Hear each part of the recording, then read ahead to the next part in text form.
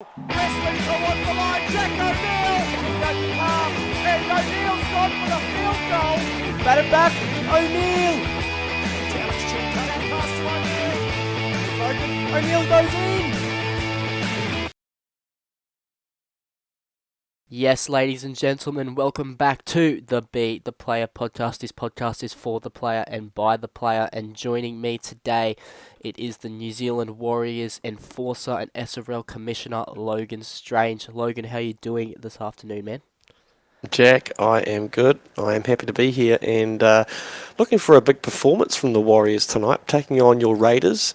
And, the Warriors, big news, throughout the season. They've got a massive side, but, it's always next season there's always next season for the Warriors.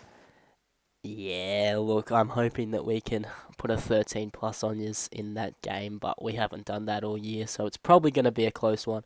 But hopefully we can get a win anyway.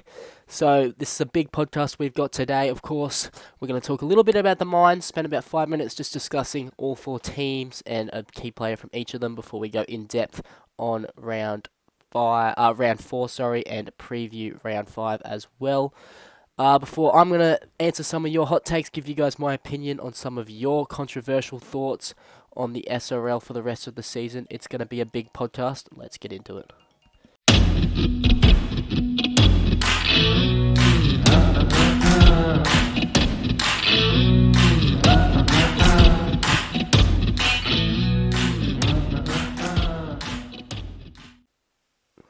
Yes, so of course the Mines has been announced. We've got 4 teams coming into the Mines competition that is set to launch. Is it this week, Commish, or when are you planning on launching that? To be announced, but it will be next week, the week coming. But the exact day and time will be announced over the next 24 hours. 4 massive teams making their way into the SRL for the first time. All custom, unique teams, which is a little bit different to what we're used to, isn't it, Jack? I mean, sort of moving away from the NRL teams, but how do you feel about that? I love that. When we were talking about what the name should be and going through it, a part of me kind of wish we did that to begin with. Like, I think that's a really cool concept and really unique. But I do also love that we have the NRL teams, excuse me, as SRL teams as well, because it gives everyone that connection. But walk me through the Mines concept a little bit. What's its goal, and why did you bring it into our competition? So the Mines will basically be the feeder competition for the SRL Premiership. So any new player that signs up to the SRL will basically be put into the Mines to start their SRL career. The reason why it was decided that the Mines would be their first point of call was rather than straight into the SRL Premiership is because rather than expanding the SRL, which I know we're all really keen to add some, an extra couple of teams into the SRL. So rather than expand too fast and I guess overcomplicate and just make it too big to manage, start off with a small competition where players can get a taste of the SRL, and if after a month or so they feel like, hey, I'm keen to keep playing in the SRL, or the opposite could be, hey, look, this is not for me, the competition is too good, and maybe I just want to go overseas and apply my trade somewhere else, and then they can leave the Mines. And we're not wasting captains' time and bringing in new players and messing up formations. All these players can start their careers in the Mines, and then the captains can choose when they're ready, when they want to bring them into the SRL Premiership. Yeah, there's a lot of really good young talent already establishing themselves as keen to make that jump too, so it's going to be really good to see a couple of new faces come out of the Mines as well. And I think that if you're a member of the SRL community already, you really should get around it. It's going to be entertaining footy. Of course, you are using the Nines play the rules of the nine-a-side rugby league, and I love that. I think that that's going to really promote some entertaining footy, and we're going to see the best of each team. So we've got 4 teams, of course. We're going to start off with the Sunshine Coast Swarm. I'm really keen I really like their jersey. I think they've got a really good design. They've got a familiar face in there as well in David Hastings, and I think that they're building a pretty strong side so far, Commish. But I'm really curious to see the South Coast Stingrays. I think that they're the team that we've got to look out for. They've got a young kid in there named Tia Chapman, who's already attracted some SRL attention. He's put himself out there. He's had a chat with a couple SRL players. I know Corey Bell was pretty keen to have a conversation with him, I can reveal. So I think that he's going to be in for a big, big tournament as well. Do you want to walk us through the other two teams in the Mines? Yeah, so as you mentioned, first of all, the South Coast Stingrays, mentioned down that southern west coast, east coast of Australia.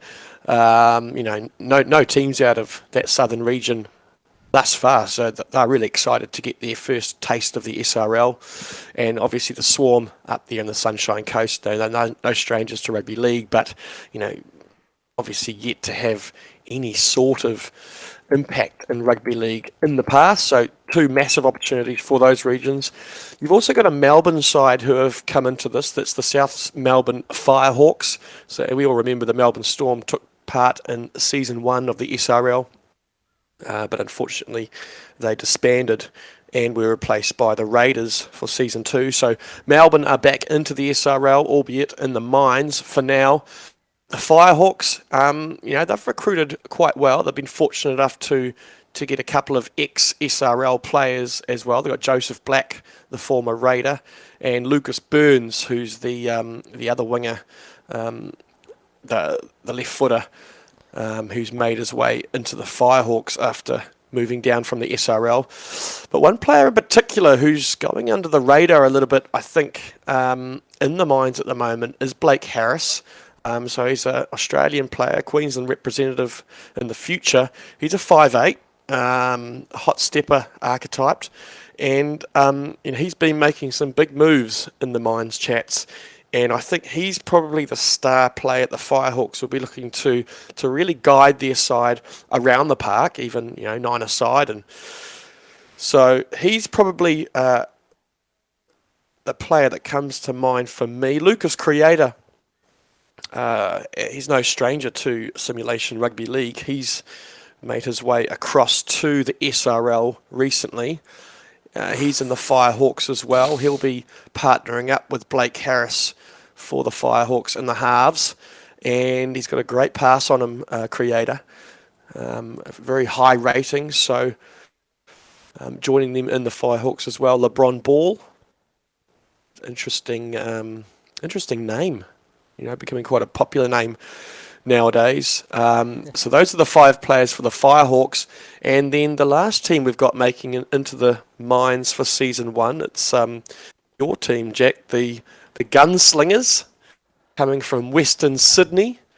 So looking through their lineup, you've got Zen Markwell, also got experience in Simulation Rugby League in another format, but again making his way over to the SRL. Obviously money talks.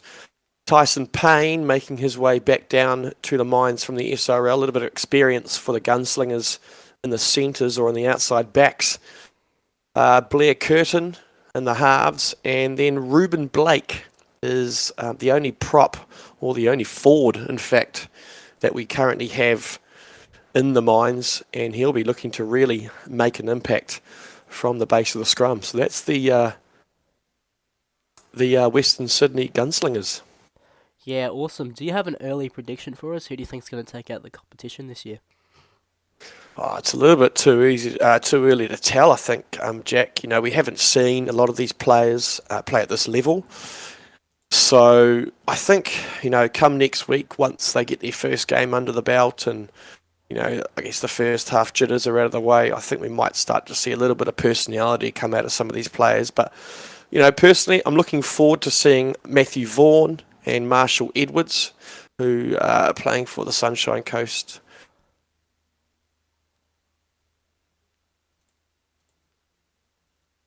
To look out for. So, yeah, I think I'm going to keep that one under wraps for now, who I think is going to be the the favourites. But at the end of the day, we won't be keeping a points table for the Mines for the first season at least.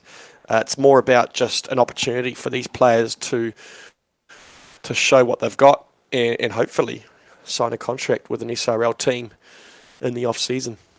That's the dream. I'm really excited to see how these teams or how these players start their careers. It's a really unique way that the SRL really hasn't seen recently to, I guess, make their way into the SRL Premiership. That's all we've got time for in the Minds chat. Now it's time to head into our round 4 review.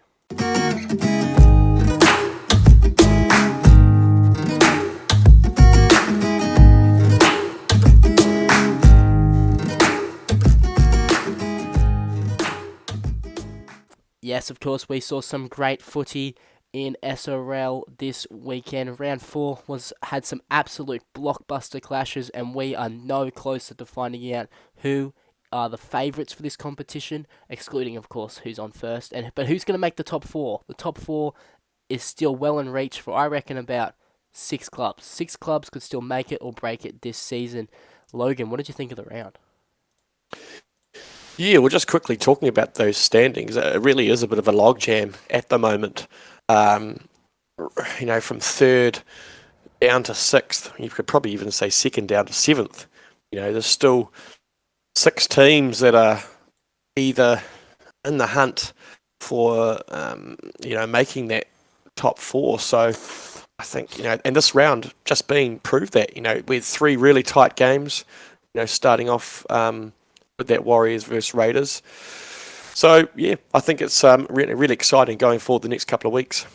Yeah, I think it's going to get really tight, especially as we go on. There's some big games on this weekend as well, but you mentioned the Raiders and the Warriors, our 2 teams doing battle.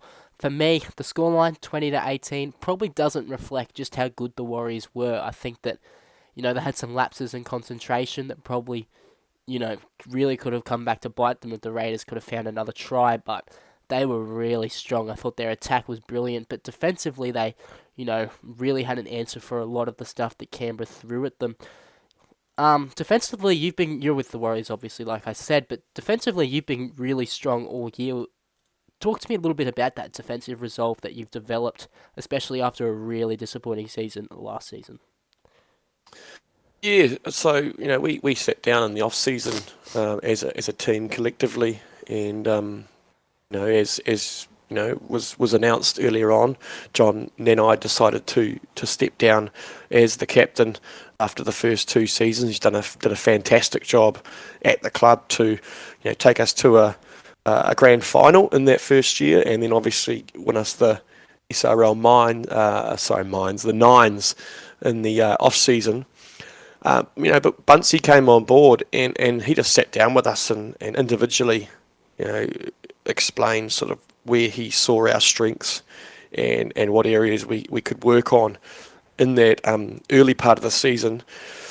And the message I got from Buncey was just bulk up, run it straight, and just work on my fitness. And I think my tackling has just improved because I've been working on those 3 aspects of my game and just enjoying being out there and enjoying the culture we've got at the Warriors. It's a lot more active than it has been in the past, and I think that's just sort of really contributing to how we play on the field. And I think a lot of pundits were saying the Warriors were going to be near the bottom of the table this season. As it stands at the moment, we're in 3rd, but like I said, there's a bit of a logjam there at the moment, so it's still up in the air.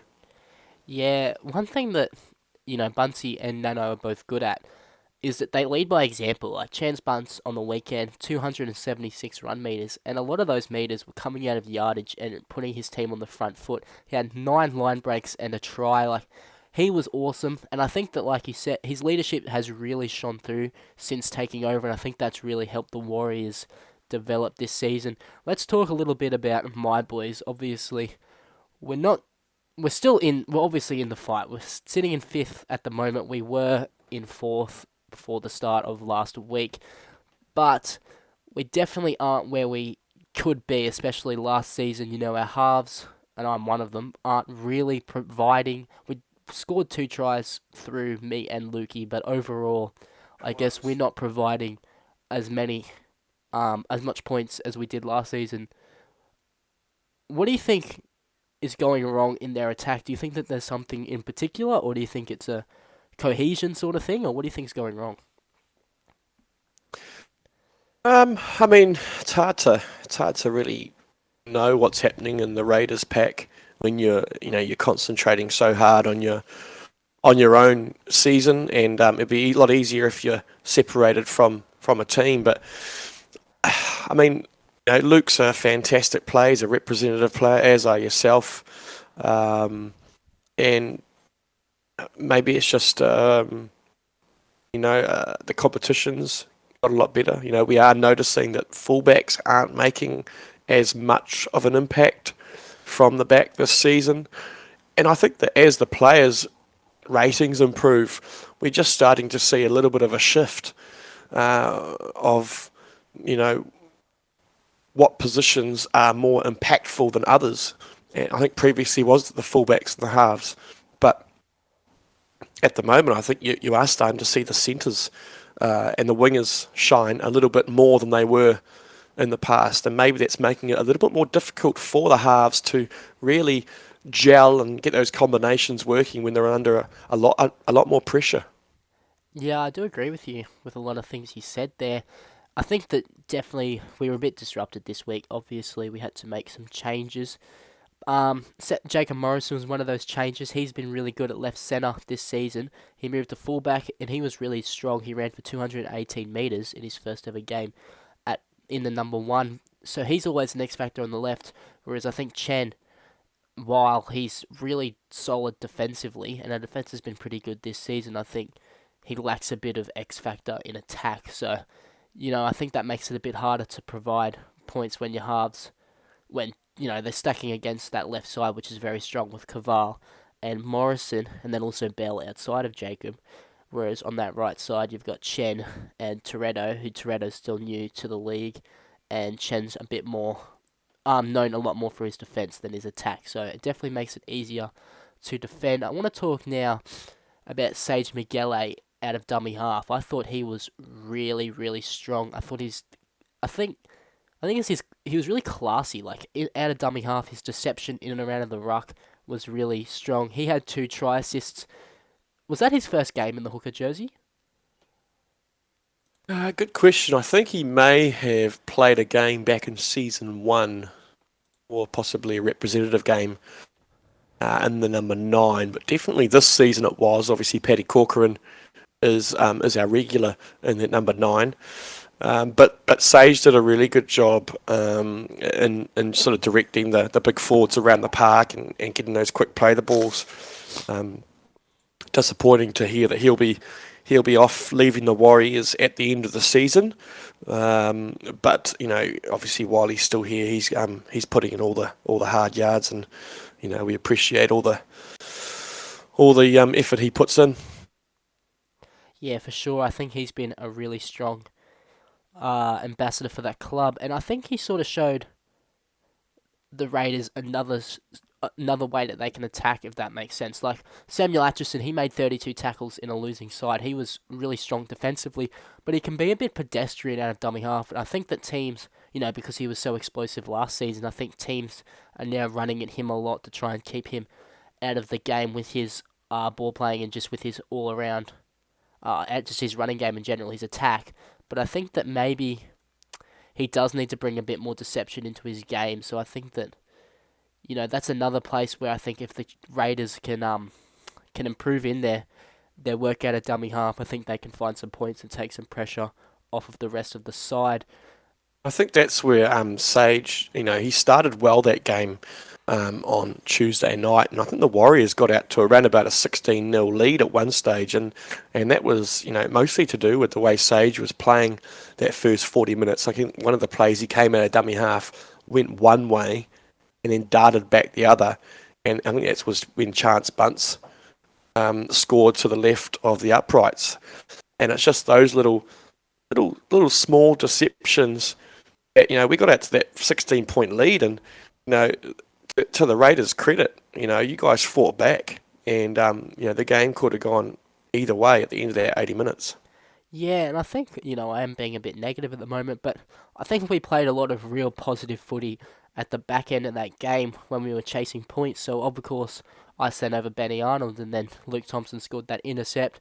Then you boys went over again, and we were chasing points, and that's when we looked most dangerous, when we were throwing the ball around a little bit more and just playing what we saw. I think that's when we saw Mark Iron get a bit more involved because we were getting him the ball a little bit better too.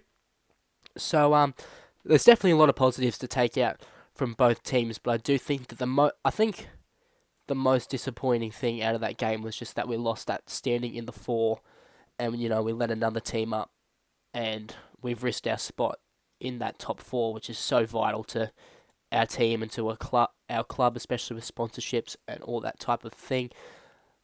Can the Warriors make the finals? That's what I want to ask. Like you talked about them being predicted to finish lower end of the ladder. Do you think that they're out of those 3 or 4 teams that are sort of fighting for that last position? Do you think that they're the most likely to slip in? I don't think we would just slip in. I think we've got a couple of tough games coming up. We've got the Cowboys away this week coming, and the Cowboys are in some great form at the moment. Although they haven't really been tested by many of the teams that are towards the top of the table, so we're looking forward to that clash. Then we're back at home against Brisbane, and that's always a big game for the Warriors up against the Broncos.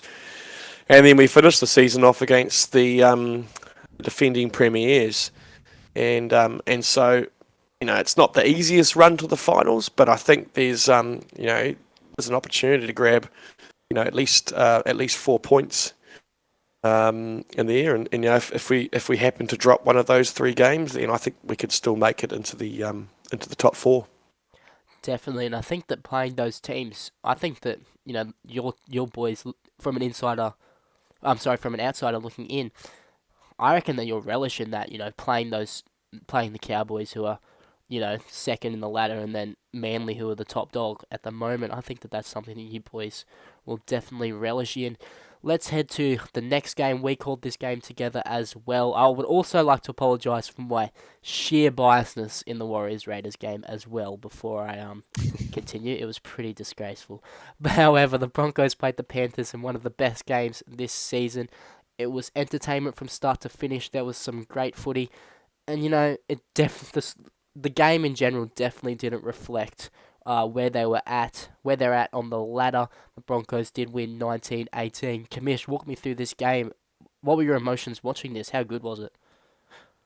Yeah, it was a good game to be up in the commentary box with you. It probably wasn't classed as the game of the round, but it could easily have been, one of those type of games. 2 teams who have got a lot of history of success in the SRL, but just are struggling for. I don't know if it's form, just struggling at the moment to get points. The Panthers in particular, 4 losses to start the season.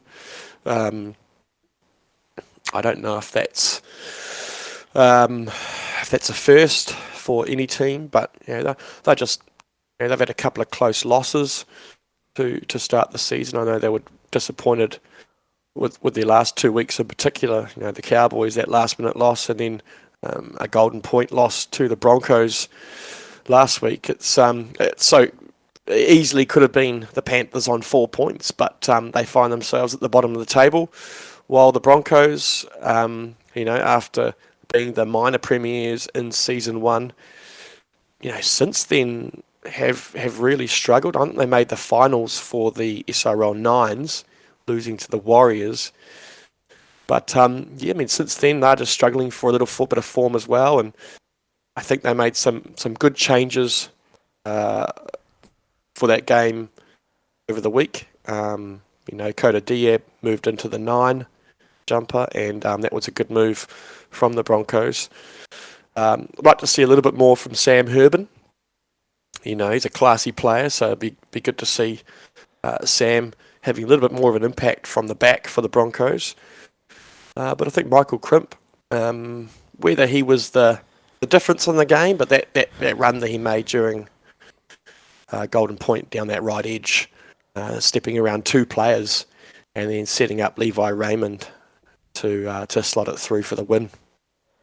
Yeah, it was a really good contest, and I'm just looking now. Who was it? I think it was Robbie Elms maybe for the Panthers that made that first break, and I called it one of the best breaks I've seen in the SRL, and then Crimp busted that out, and it was crazy. It was just a crazy game. I really enjoyed it. I think Penrith, talking about Penrith, I think they've settled on a spine. They made some changes to it, which we'll get into in the preview, but I thought that was their best performance as a team spine-wise. I thought James Thorne showed a lot of confidence, which he may have lacked at times during the season, and I think that's due to Mark Lee being there, having an experienced guy next to him, taking some pressure off of him. He had 3 try assists, and he forced a couple dropouts too, so it was a really strong performance from Mark. Took a lot of pressure off of Thorne, like I said. And then it freed up Kennedy to do his thing, which he's always been an X factor, but he was just a little bit more dangerous, I thought. And I thought that Declan Murphy, he had great control from hooker. I was really glad to see him in his natural position. I want to talk a bit about the Broncos' attitude in this game. Obviously, I've been one of their harsher critics online. You know, they haven't shown much unity at times this season, and I've definitely been vocal about that, but they showed so much fight and grit and unity in this game. There was so much desperation. There were 3 players who finished with 33 tackles, with 1 missed at the most. I think there was 1 with 33 tackles and 0 misses. So, I think the Broncos showed that they have the ticket to be a finals team. They showed a lot of unity, but they've got to back that up now. That's the hard part about the SRL, is backing up really strong efforts week to week. Yeah, it was a big performance from Pete Verretta in particular, I think. I think he's had, he's been, he's having a bit of a tough time at the moment, and, trying to find out where his best position is, whether it's in the second row, whether it's at lock.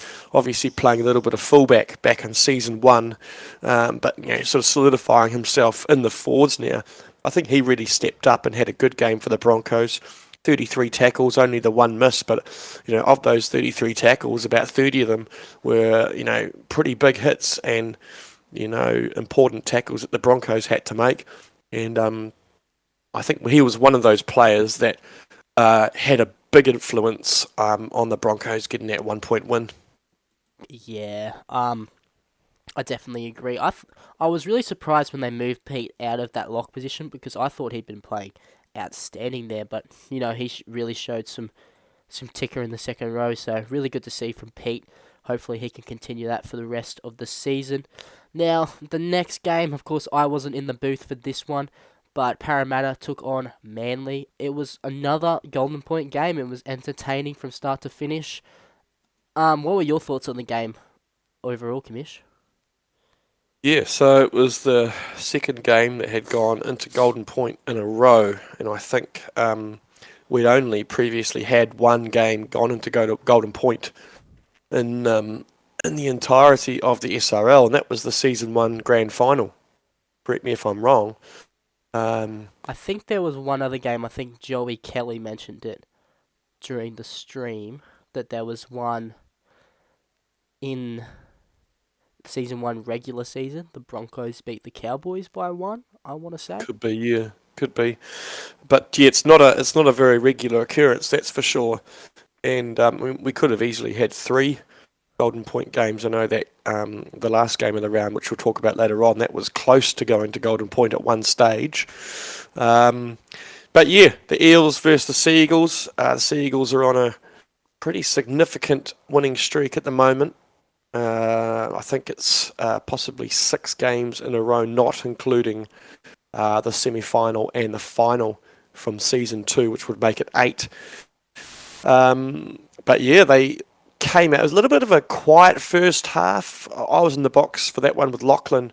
Actually, no, Lachlan wasn't there. We had a few issues with the sound, as you could probably hear actually when you're watching the game. But yeah, so it was just me by myself calling that one. But it just felt a little bit flat for that first maybe 20 to 25 minutes. And then It was a try. I think it was the Eels who scored first. Was it Charlie Butler who went over and put the Eels out in front? And the Seagulls obviously got away in the end, and then the Eels struck back through Samuel Lillard to tie it back up, and we went to Golden Point. And we went into Golden Point, and who else to steal the show but a Chaz Dingo try, albeit only a 2 or 3 metres push over the line, but Dingo getting his Seagulls over the line and bagging another 2 points. Yeah, I was really surprised watching the game as well with just how good Parramatta were. And just, I wouldn't say Manly were complacent, and they definitely weren't fatigued because we're obviously back from a break, but it definitely was a performance that they'll be happy to get the 2 points for. It definitely could have gone away from them. You mentioned Charlie Butler, and for me, that was easily his best game of the season. 162 run meters, 248 kick meters, a try and a try assist. He was really strong. Tim James as well was really good for Parramatta. He made 35 tackles with 0 misses. Is there any concerns for Manly out of that game, or do you think it was just an off night for them?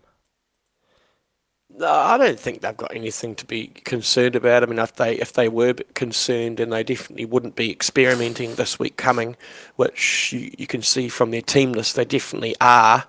They had a few changes. They had Joshua Blackburn playing in the centres. He actually had a pretty busy game, 13 runs in the centres. That was a good performance from him. Jesse Bennett ran for 175 metres. We don't expect much less from Bennett. Allison had a big game. I guess my only thoughts with the Seagulls is the impact they're having on the wings.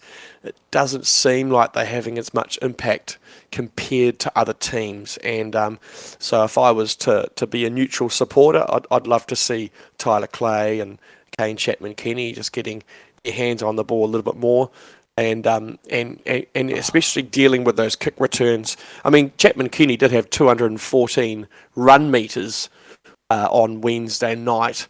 And it will be interesting to see how he performs in the number 1 jersey this week coming. But I don't think there's any concerns for Manly. It's a good Parramatta Eels side, premiers from season 1.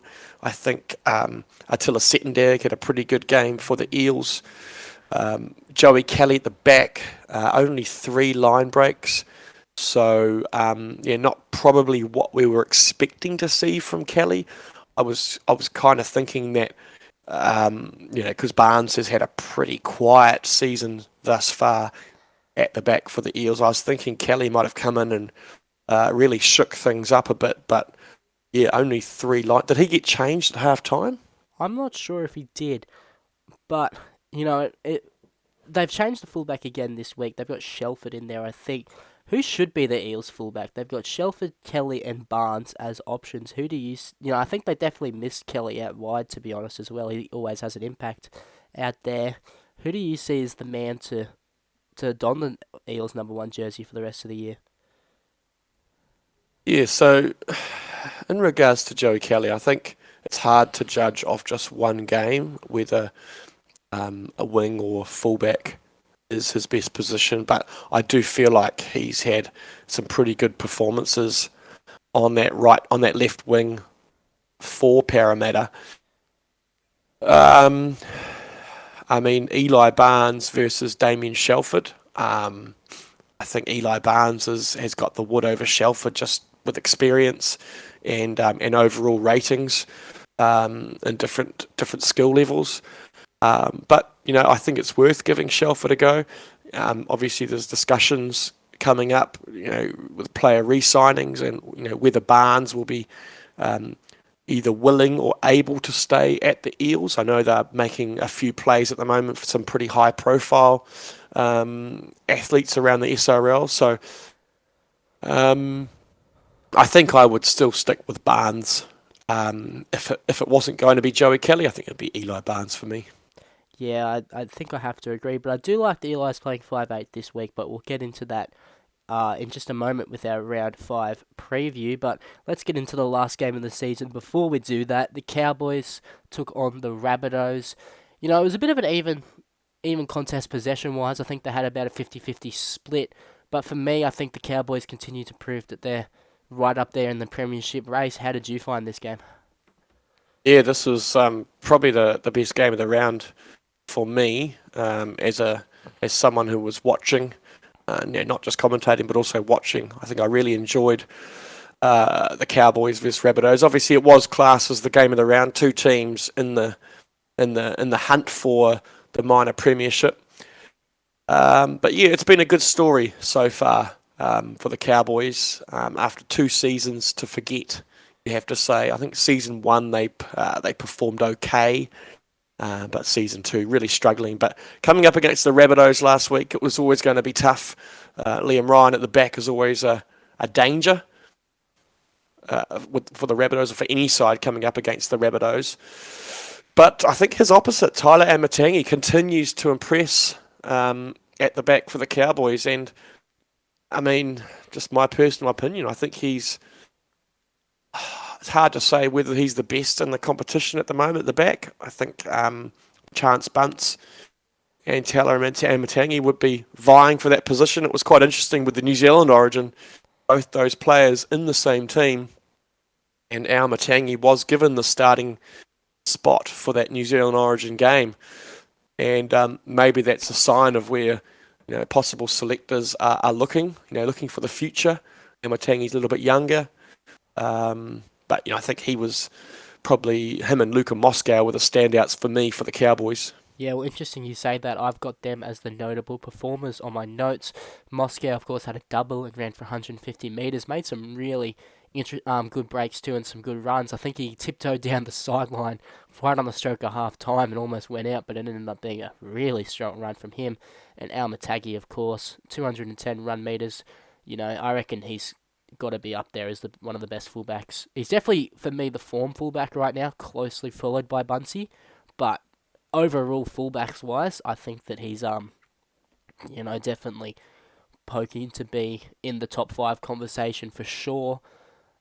As for the I also like the sorry to cut you off, Jack, but just quickly to finish off the Cowboys, I think that combination that Chris Lord and Damien Moana are running with Thomas Wallace and Kieran Wells. So Kieran Wells coming off the bench at half time, and he's coming into that hooker role with Wallace coming on in the second half, later on in the second half in the second row.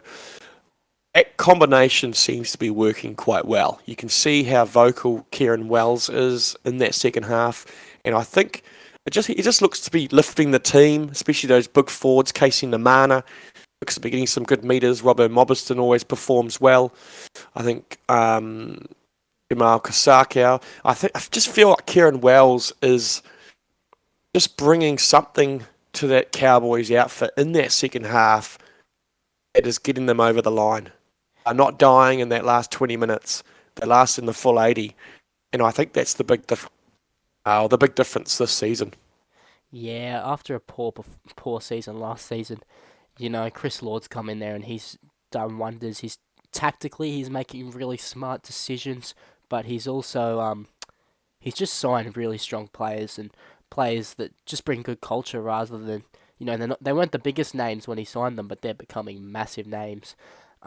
Just an update for you, Commish. The Warriors are kicking for goal. They're up 10-0 after 9 minutes at the moment. Raiders haven't touched the ball yet, so just thought I'd let you know. It's gone. It's gone. Far out.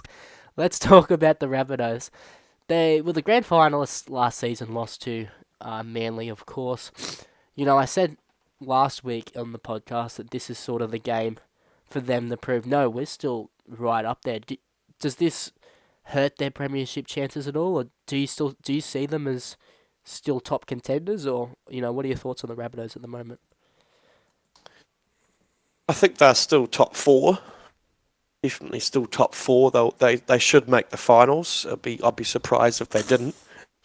I don't know if they've really got out of second or third gear at the moment. It doesn't really feel like they've been too flashy. they've just been doing what they need to do to get the wins. So far this season, is it 3 wins and 1 loss so far for the Rabbitohs? Sorry, 2 wins, 2 losses for the Rabbitohs.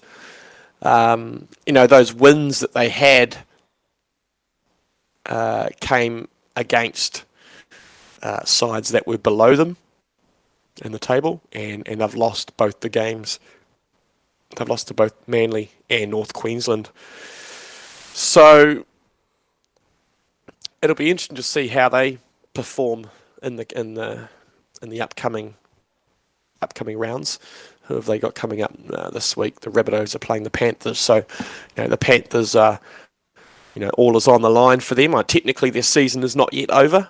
So all is on the line for the Panthers. So I think the Rabbitohs will be expecting something pretty ferocious to come from them at home at ANZ. But no, I don't think they've got anything to worry about, and I think they'll be a top 4 team. Yeah, I do have to agree with you. I think Liam Ryan, he's improving at fullback each week. He hasn't played there for a couple seasons. And I think as he gets better, South will get better. They were really reliant at times on Chazzy Dingo last year. And definitely missing him. But they've got a really strong side. They're still a really consistent outfit. Jai Collins runs a tight ship, so I wouldn't be too worried if I was a Rabbitohs fan. That is round 4 reviewed, done and dusted. Now let's get into our round 5 preview.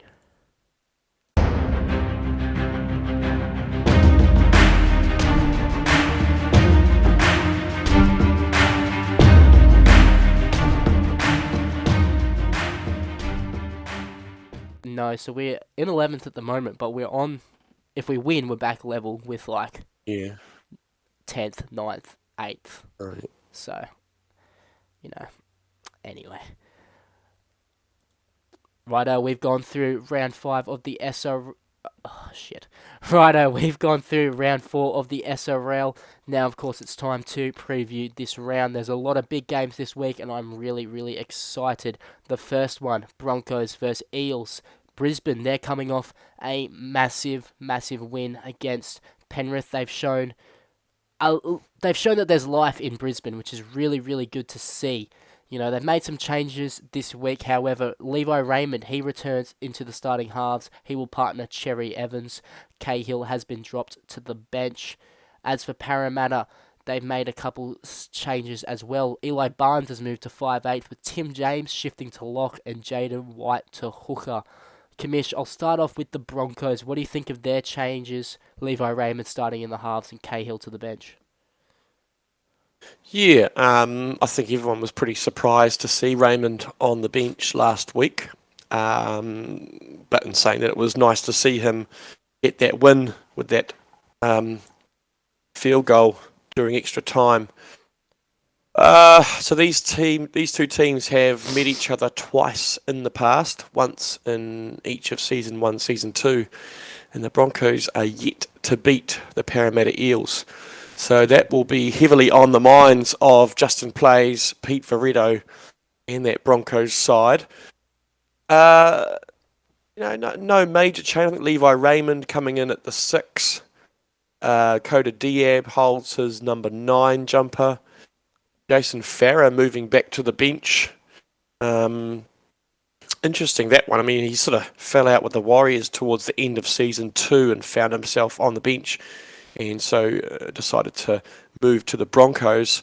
I'm just starting to wonder, is the same sort of thing happening with him over there? So, but either way, he's still got a good impact off the bench, so he'll come at number 14 in the first half. Jack Cahill, I think Jack Cahill realises he's probably third in the ranks in the halves at the Broncos. You've got Levi Raymond and Cherry Evans, who have been around for a few seasons now. But in saying that, I think Jack performed admirably last week, and I think he deserves another shot at some stage this season in that 6 or 7 at Brisbane. Yeah, one thing about Jack Cahill, I really wish we could have seen him play a bit of footy in the mines or in that type of concept if it could have happened. He's obviously very inexperienced compared to a lot of the other members of the competition and of spine players in general, but he's missed out on a lot of development and he's sort of been thrown into the deep end, I suppose, to some extent, playing for Penrith and for Brisbane. But, he's starting to find his feet, and I'm really glad for that. I think that I would have had him and Levi Raymond starting in the halves personally. I think Cherry Evans offers a little bit more off the bench than Jack, whereas Jack is a lot more of an 80-minute player. Talk to me about these Eels changes next up. Barnes, of course, moving to 5'8", Tim James to lock, and Jaden White to hooker. Do you think they're starting to panic, or do you think that that's new skipper Luke Short trying to figure out how he wants to see the team? I think whenever there's a change in leadership, there's always going to be, different perspectives and on what formations can work. Is he reacting to fans? Is he reacting to what was said in the community during the week and moving Barnes to the halves and Kelly back to that left wing? If he was moving Barnes into the halves, then I would have tended to give Kelly another shot in the number one. The Eels played well against the Seagulls for the full 80 minutes last week. So Damien Shelford in the number one. The number one is the most important position in the SRL. It seems to have the most impact. So that'll be interesting to see how that plays out. It's a very inexperienced backline for the Eels. Taj Seibold, Xavier Demando, both rookies this season. Ethan Durant is an inactive, and so he's no longer upgrading week by week.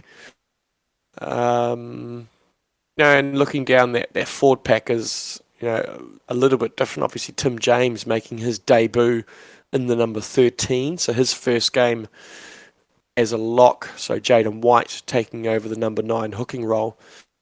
And then you've got Samuel Lillard, who's been moved to the bench. So a lot of changes, but like I said, new captain, new leadership, and maybe they can turn their season around. Yeah, it's going to be an interesting one. There's a bit of desperation for the Eels in the sense that they need to win to remain level. If they win, then they will be, again, level with 3rd through 6th, pretty much, I think. They've only notched one win this season, Parramatta, so it's a really important game for them just to try and keep in touch with the finals. I'm going to say my prediction first, give you some time to think about yours. Of course, I've got mine written down. I think the Broncos should win. If they consider themselves a threat to the top 4, then they need to win this game, and they need to win it. Realistically, they should win it well, but I think they just need to, again, show that same passion as they did last week, because that's really going to show if they are a top 4 team, if they can be consistent. I've got the Broncos winning 1-12. What about you? So, I guess it'd be easier to give a prediction maybe after the first 10 minutes of seeing Eli Barnes playing in the halves, just to sort of see what kind of impact he might have alongside Charlie Butler. So because of that, I am going to pick the Broncos this week as well. I'll go 1-12. They're at home. They had a good win against the Panthers last week, and as you said, they fought really hard for that win. Parramatta, quite a few changes, a little bit untested at the back. So I'll go with Broncos as well. Awesome. Our next game, the Rabbitohs take on the Panthers. I'm really excited for this game. Penrith are playing for pride. For me, I think that they can look at this game. We've got nothing to lose. We're really out of touch for the finals. Mathematically, they can still make it. But for me, they're more dangerous if they just say, boys, we got nothing to lose. Let's just go out there and let's just play footy. And I think that's concerning for South Sydney. They've made some changes to their side, obviously. An interesting one, Brodie Kennedy moves from fullback into the centre jersey. I'm not sure necessarily if that's the right move. But, Nathan Fisher gets a start at fullback. Maybe this can help unlock him. He's been a bit quiet in recent weeks. As for the Rabbitohs, they look settled. They've kept faith in their side. They've made minimal changes. So, I think that they know I think they've got the right side. I think they know that. I think it's about just getting the results and clicking with the other members of the team. What's your thoughts on these games? And most importantly, I want to know your thoughts on Penrith's changes to the spine. Yeah, so Nathan Fisher getting his first game at the fullback. obviously playing the first couple of seasons on that left wing, I think it is, for the Panthers. So yeah, Brodie Kennedy moved to number 3. I mean, he's the leading try scorer in the SRL this season with 5 tries. That's outright as well. Behind him is Tyler Amatangi and Luka Moscow. So yeah, interesting call to move Brodie Kennedy from that number 1. From my understanding, Brodie has missed the last 2 weeks of upgrades. Yeah, right. And so the call was made that he would be shifted to that number 3. Disappointing for Brodie, because I know that he's pretty consistent with his his involvement with that Panthers side.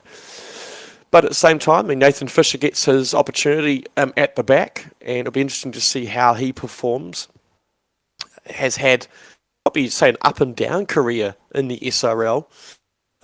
Scored a try in I think it's the first game of season 1, the Panthers' first game of season 1, and then went through around about a season and a half without scoring a try. Just scored end of season 2. So yeah, maybe a little bit of change in position could bring his stats and his performances back up. Josh Saddlecart will take his position on the left wing. I think he's performed pretty well this season. Scored a try last week, his first in his career. But the week before, he did have 8 missed tackles. So obviously he'll need to shore up that left wing defence. And so he'll be coming up against Thomas Mendonca. One would guess. Yes, it is Thomas Mendonca. He'll be marking another player who hasn't scored a try since season 1. And so that'll be an interesting battle, Saddlecart versus Mendonca. The only other change, I guess, that really stands out for me is James Thorne moving back into the halves. I think he played back in the halves last week, but even so, he made that move to hooker just for 1 game, and now it looks like he's back into that halves, partnering up with Mark Lee now. And I think that's the key for the Panthers. So if they're going to have any chance, even though it's very slim, if they're going to have any chance in making the finals, God forbid they finish 5th once again, then it's James Thorne has to step up. He's under immense pressure at the moment, and he's a gold-rated player. Do you keep a gold-rated player that isn't performing? I guess that's the big question. Yeah, it's a fascinating one. I'm going to go through my prediction now. I think that, the Rabbitohs, they should win this. I think Penrith are going to be up for it, which is why I'm not tipping a 13-plus margin. But I think the Rabbitohs, they're going to keep steadily improving. I don't think they, like you said in our review, I don't think they've really gotten out of second gear yet. But I think that they're really going to start improving within the back end of this season, which realistically starts now. The hunt for the finals starts now. So I think the Rabbitohs will win this 1-12. Yeah, I mean, looking at the Rabbitohs line, I think the acquisition of Jason Laumu midway through, or not midway through, but early in season 3 has been a big signing for the Rabbitohs, and he's partnering up with Mendonca, so Mendonca will be wanting Laumu to feed that ball out to his wing as much as possible, especially, like I said, up against Saddlecart, who hasn't got the best record defensively early in his career. Ryan at the back, he's been consistent, maybe not as flashy as some of the other fullbacks in the competition, but he's doing his job. I think Jai Collins on the wing has been a revelation. He's really enjoying playing out on that left wing or the right wing for the Rabbitohs. And then it comes back to Isaac Edwards, Ash Crutch, obviously that origin experience for them surely will contribute to them just having a stellar second half of the season. And then you go through their forwards, Mason Remy, Rex Slattery, Logan Guys, Drake Dranigan's been a player that a lot of people have been talking about. And then Jake Tuss. A little bit about Jake Tuss. He's also fallen inactive and looks as though he might be plying his trade overseas next season. So a possible loss for the Rabbitohs. But who do I see winning this game? Or I think I'm going to go Rabbitohs 13 plus. I think they're going to have too much for the Panthers, and unfortunately, it's going to be 5 in a row for Penrith.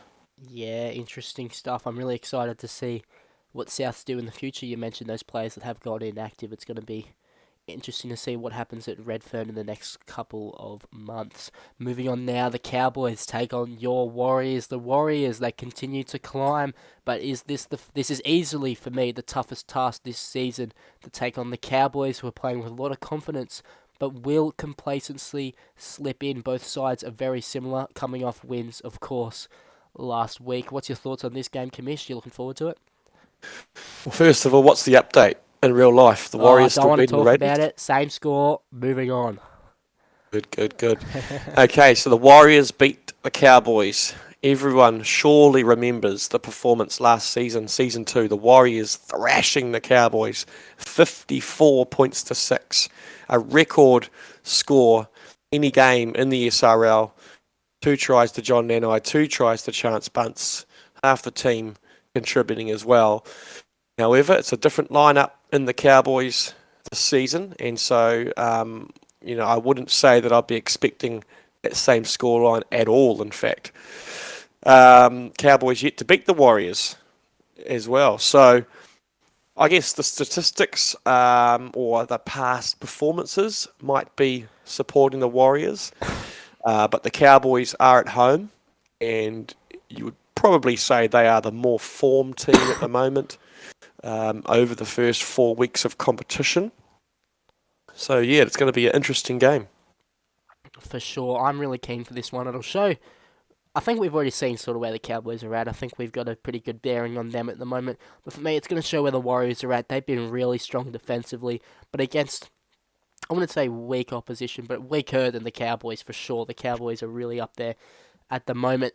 There's one matchup in particular I'm really looking forward to, and that's Chance Bunce up against Tyler Amatagi. I think that, they're basically just trying to play for that Kiwis #1 jumper. I don't see anyone else, apart from those two, really being a threat to taking that jersey. I'm not sure who's going to come out on top because both of them have been so great this season, but they're very similar players too, the way they play, and they're so important for their side, so I think both of those guys need to have a big game.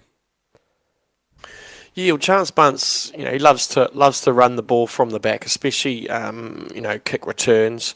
Almatangi is a good support player, and we've seen that a lot so far this season.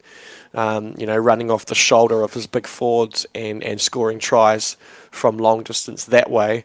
You're definitely right. These two players are vying for that Kiwis #1 jumper, or the starting jumper at least. Couple of changes for the Warriors. They've got Liam Rogers starting in the centres, which is probably the biggest change looking at that lineup. He's played pretty well in the second row for the Warriors, both starting and coming off the bench. It'll be interesting to see whether he plays the full 80 minutes in the number 3, because the Warriors do have three or 2 outside backs on the bench, to Tatum Maxwell and Isaac Simons. So I guess there's a possibility that one of those players might come on for Liam Rogers at half time. But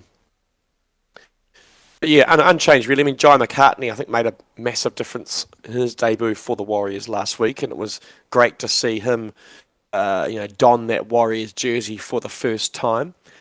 He'll be coming up against former Warrior Damien Moana, who continues to build that strong partnership with Rohan Kurval. And yeah, I mean, who doesn't like to watch a game that features Bunty Kimbolo? I love Bunty Kimbolo. He's one of the most exciting players in the SRL at the moment. I want to talk a bit on Jai McCartney. You mentioned him, and I forgot to mention him when I was speaking, but he's exactly what the Warriors needed, because they've been so good defensively. But now, with the ball, he provides a lot of spark and a lot of attacking prowess out of the halves. So I think that he's been a massive signing. My prediction, Cowboys by 50, only because the Warriors are beating the Raiders at the moment.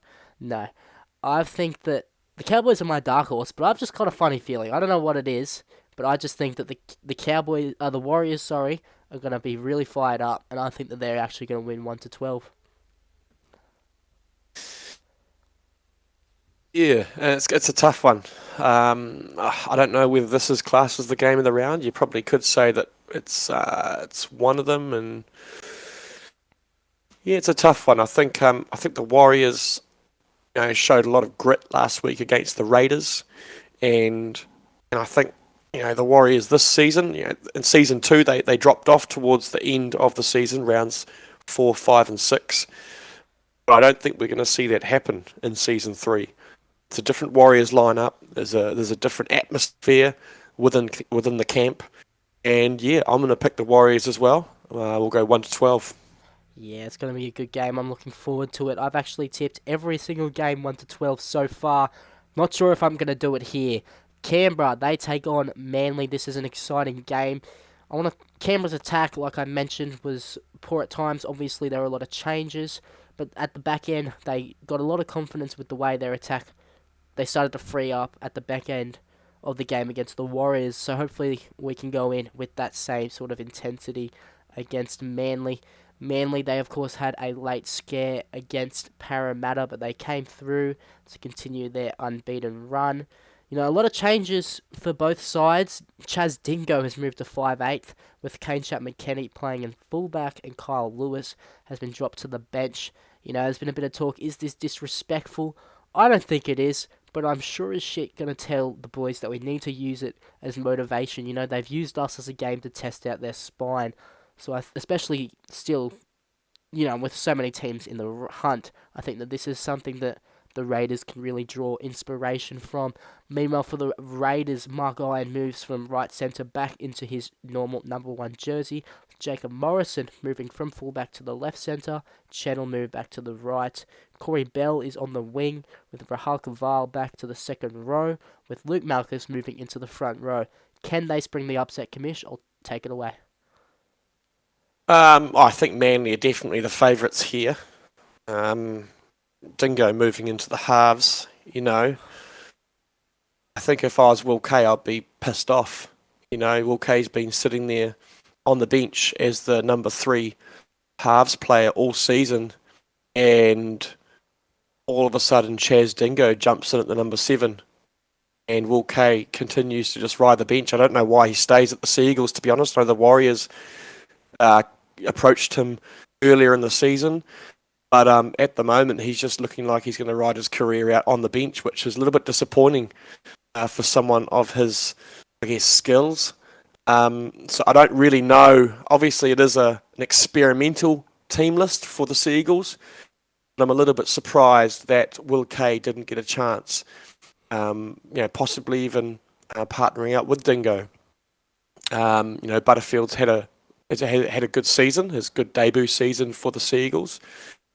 But yeah, I'm just a little bit confused as to why Will Kaye continues to just be left on the bench as a possible impact player at half time.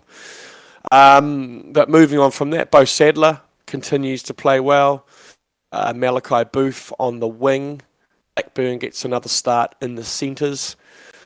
I don't see too many issues for the Seagulls. I think even though they've made some changes, I think they will be too strong for the Raiders. Mark Iron has obviously got his number 1 jumper back. So that was obviously just a one-game experiment for Morrison at the back. And yeah, pretty standard lineup. Luke Malchus back in the number 10. And looking forward to seeing Ben Arnold off the bench once again. Yeah, oh my god. Sorry. Moving on from... It's 14-0, but the Raiders jumped in... The Warriors didn't have a hooker at dummy half as Jack Murchie plays the ball, so Ryan Sutton jumps in to grab the ball, picks it up, and then drops it. Good. Pressure. Oh. Anyway, I'm excited for this game. I think that it's... this is Canberra's big chance. I think that they need to show... I guess it's their chance to show that they're still in the hunt. I think that, the Warriors game, I think the scoreline flattered them a little bit because I thought that some of their effort areas weren't great. But I think that they can put in a good performance, and I think that even if they do put in a really good performance, though, I just think Manly are just way too strong at the moment. They've just got class everywhere, and you saw it. You saw Parramatta; they were up for that game. They tried their butts off, but Manly are just too classy, and they always will find their way to victory. So I've got Manly winning 13 plus, but I don't think there's going to be a whole lot in it, if that makes sense. I think it'll be, by 14 type of scoreline, and I think it'll be close all the way until the last 20 minutes, and then Manly will just prove too classy and run away with it. What about yourself? Yeah, it was the Raiders who beat the Seagulls back in Season 2, the only other time they've played each other. 5-1. Kyle Lewis scored for the Seagulls. Yourself, along with Ian Thompson, Lachlan Holmes, and Cameron Relentless for the Raiders. So history is on the Raiders' side. It's a tough one. I don't think I'm going to go 13 plus. As good as the Seagulls are, and as well as they're being run at the moment, big shout out to Matthew Harris, Kane Chapman-Kenny, and Chaz Dingo and that leadership side who are really putting together a good ship at the moment. I don't think they will put 13 on the Raiders. Defensively, the Raiders have done a pretty decent job this season, and I just get the feeling that a few of those Seagulls players are feeling the pinch from Origin. It was a long Origin series, 3 games in 3 weeks, and there was quite a few Manly players involved over those 3 games. And I just get the feeling they're a little bit tired, and that could be the reason why we're seeing a few changes. So yeah, for that reason, I'm going to pick the Seagulls 1-12. Yeah, that's a really good point before we move on that you make, actually, and I definitely didn't think of it. I definitely didn't think of it when I was talking about fatigue or complacency in that Eels game, because I thought, we had a 3-week break. But you're right, there were a lot of players involved in the Origin series. Jesse Bennett, an obvious one, making his rep debut. He's still learning. And then you've of course got Chaz Dingo and Matthew Harris as well. So, and Kane Chapman-Kenny too, and Brad Goodwin was involved in the side. So, yeah, it's a really good point that you raise. It'll be interesting to see how Manly rest their side and how they manage their team, whether they reduce their loads at training or if, Chaz Dingo might have a go on the bench next week and Will Kaye might finally get that start that you were alluding to. But, yeah, I think that regardless, I think that Manly will just be too strong. But, round 5, it's going to be a really good round. I think I've tipped every game except for that last game to be 1-12, so I think we're going to see some really entertaining and close footy, and I'm really, really pumped for it, really keen for it. But that's all we're going to have time for our review and preview. I'm going to go through our hot takes now, but I'm going to say goodbye to you, Logan. Thank you for joining the show. Thanks for having me, Jack. Really enjoyed it. Too easy. Righto, next up on the show, I'm going to be going through your submitted hot takes.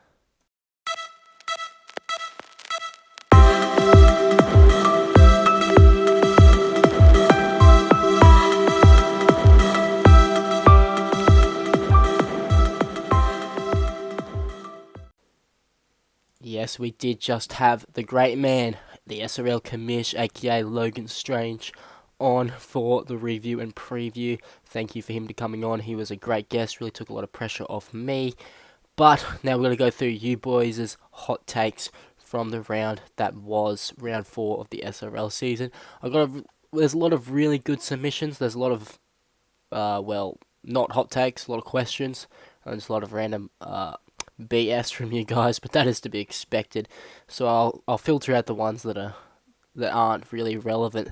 One of the ones we've got here, Broncos will make the 4.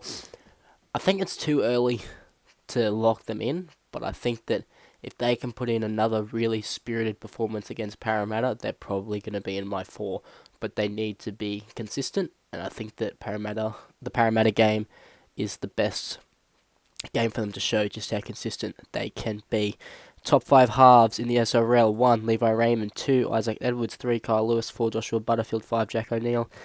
Gonna have to disagree with that one. Levi's up there. Isaac, I'd probably give Isaac Edwards on form maybe first. A little bit controversial. Oh, Kyle Lewis and Joshua Butterfield, the two Manly halves, are both in there. I don't know if Joshua Butterfield is quite there yet, but Kyle Lewis could probably be higher than third. I don't think I'm in the top 5. I think, if anything, Luke Thompson should be above me personally. I think he's playing a bit better than me at the moment. Maverick Oldfield is inconsistent. No, not really, but he's not consistent either. I don't know. Like, he's consistent, but he's not... He doesn't have to be. He isn't the superstar. He isn't Chaz Dingo, you know? He just does his job week in, week out. So, yeah, I'd say he is consistent, you know? If he wasn't consistent, Matty Harris wouldn't have him in the side, but he just does his job well each week. Matthew Harris is the best captain in the comp. Yeah. I mean, I always back Rahul Kaval. I think he's the best captain, but I've only ever played under two. Well, Chaz Dingo I played under, and Jackson Allison, but they're not club captains. I played under two club captains, Jai Collins and Rahul Kaval, and I rate both of them really highly, but from what I've seen, what he's done at Manly is so good. He's doing such a good job over there. I think Chris Lord is definitely one of the best captains going at the moment as well. Mark Iron is top 3 best non-Australian player. I don't think so. Off the top of my head, I can name a couple that I think would probably be above Mark, but there's nothing against Mark. I think he is an awesome player. You know, you got guys like Fitu, who I think is a little bit above him. Levi Raymond, Chance Bunce, Tyler Amatagi, Semi Herban, you know, those guys. But it's not a knock on Mark by any means. He's an awesome player. He's one of the best players at Canberra at the moment. That's a question. That is, I'm not going to be repeating that. Drake Dranigan will be a top 3 second rower by the end of the season. I haven't seen too much of Drake. I haven't really followed him closely. I'll get his stats up from the weekend. Cowboys as Rabbitohs. He has good raps about him. He ran 419 metres, made 10 tackles, missed 4. I don't think he'll be top 3. I think there's too many good back rowers in the competition at the moment. You know, you got Lockie Martin, Rahul Kaval, Matty Harris is playing lock, so he's a back rower. His teammate Logan Guys has been really strong as always, so I don't think he'll be top 3, but he's improving. It's good to see. Well, each game ended up being close. Levi Raymond deserves a starting spot. I think yes. I think Levi Raymond should be starting halves for Brisbane. I think he just brings a lot of stability to the side. I think he is maybe a bit undervalued at Brisbane. I'm not sure. Mark Lee's best position is in the halves and is underrated in that role. Definitely agree. He had 3 try assists on the weekend. He frees up James Thorne too. Him being there helps him out, takes some pressure off him, takes the burden off him a bit to steer the whole side around. So, you know, I think Mark Lee's definitely best in the 7 jersey. Rabbits aren't as good as they are without Ash Crutcher and Isaac Edwards. Well, yeah, then they're 2 starting halves. Like, that's a pretty straightforward one. That's like saying Penrith in real life aren't as good without Nathan Cleary and Jerome Luai. Definitely. Ash Crutcher and Isaac Edwards are underrated. I agree with that one. They're both really underrated. They both played Origin, so it's a weird one to say, but I just don't think they get talked about enough, especially Isaac Edwards. Liam Ryan would be better, more like his Season 1 fullback form, if he was at a different club. I don't think so. I think he's still improving. He hasn't played fullback in a long time, so he's still figuring that position out. But, I mean, he's played fullback for Queensland and played very strong, similar to how he does at club footy. There hasn't been too much of a difference there. And I think I'm trying to think of a club that I could put him in. If he goes at Manly, he's going to go better because Manly are probably a better side. But no other club is really that much better than them, so I disagree with that one. I think he's still improving though, and he's a great player, so I think he can keep growing. Maybe if he left South Sydney though, it might be the best thing for his career, just to improve and, you know, learn under new people, but I don't see that happening. The Panthers have found their spine for the foreseeable future despite the loss. Thorne had his best game in a while. Lee set up all 3 of their tries. Kennedy was solid as always, and Murphy had his best game of the year at hooker. I agree. I'm really surprised that they've moved Kennedy to centre, but I think that shows good leadership by Penrith, by Lockie Martin to go, mate, you haven't upgraded, and then you were late for your upgrade this week, which is why it was counted as a non-upgrade. So we are going to not allow you to play. We're going to move you to the centres. It just shows that, even though he's one of the best players in the league at the moment, arguably, he's not going to cop complacency and not going to cop low effort. So, I really rate that decision. But as for this take, yeah, I think that should be the spine moving forwards. I think they'll play Fisher there this week, and I think next week Kennedy will be back in the fullback jersey regardless of the result. Chris Lord's North Queensland off-season changes have been severely underrated. Oh, that's a good take, and it is so, so true. I haven't heard anyone really talking about it. I've talked it up a fair bit. He hasn't signed superstars to the most extent. He's just signed players that he knew were going to do a job for him, and players that he could rely on in, like Damien Moana, players like that. Cooper Gronk went over there. I have nothing but respect for what Chris Lord has done. He has done an awesome job, so full credit to him and congratulations to him. Joey Kelly should be dropped to the mines after that performance. No, he's still one of their best players. Controversial opinion, if Nano plays 60 to 80 minutes, Warriors go undefeated for the rest of the season and into season grand final. No. But Nano's been great. If they could increase his minutes, that would be awesome for their club. But I don't think they go undefeated. I mean, they might prove me wrong, who knows, but I just think that a prop playing bigger minutes isn't going to be the difference between winning all the games this season or losing a few, personally. Looks as though Manly might need to offload a few players in the off-season due to salary cap. Who are the unlucky players likely to be traded or placed in free agency? That's a question, but I already read it, so I might as well answer it. It's an